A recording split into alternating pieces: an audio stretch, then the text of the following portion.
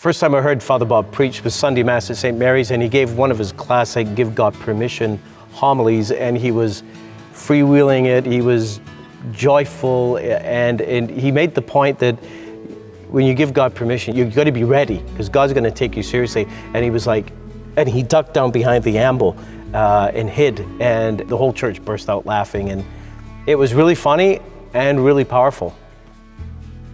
You see, part of the thing here for me was that when I was a teenager, when I first had my conversion experience, when I was 16 years old, it was through one of the movements. I gathered after my conversion experience with people from across the city, from different parishes on Wednesday nights to experience community and discipleship and evangelization and dynamic worship when we would have Mass together. And my driving question back then was, why is it like this? Well, why do I have to come together with others on a Wednesday night to experience this?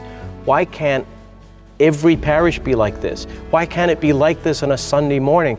And I had this inner question, inner conviction that there's absolutely no reason why it shouldn't be like this on a Sunday morning.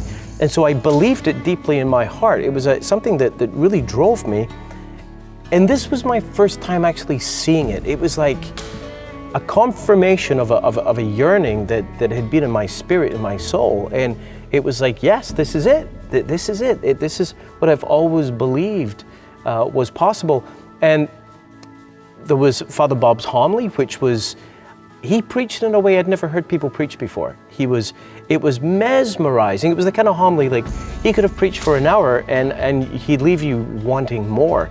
It was a form of preaching that made your heart burn within you. And I remember it was pretty funny, and I'd never seen a priest kind of, act out in a way, in a joyful, playful way, but also I'd never heard that point be so profoundly made.